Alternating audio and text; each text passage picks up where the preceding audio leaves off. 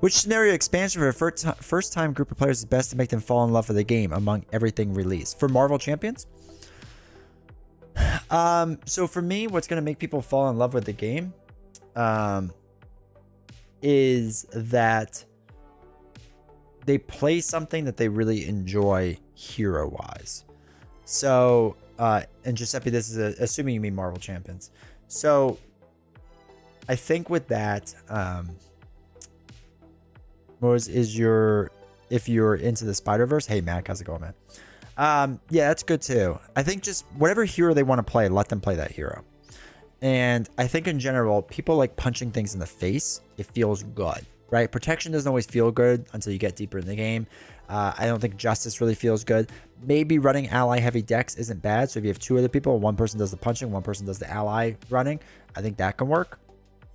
And you kind of have to control everything else and get them used to like the flow of the game. So I would say, you know, it's whatever hero they want to play, and then you have to do the hard lifting of twofold of one, building a deck that does what they want in whatever hero they want.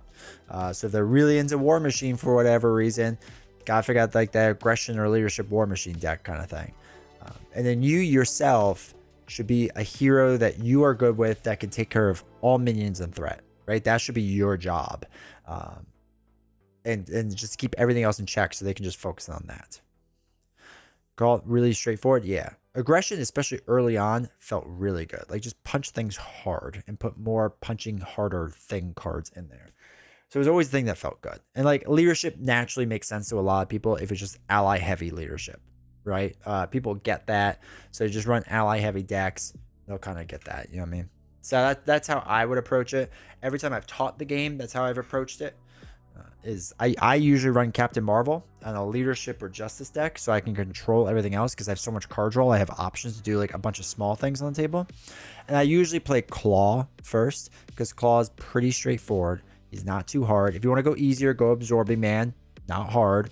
But just pick an easy villain just because, again, it feels good to just punch that villain to oblivion. So that's what I would go with personally.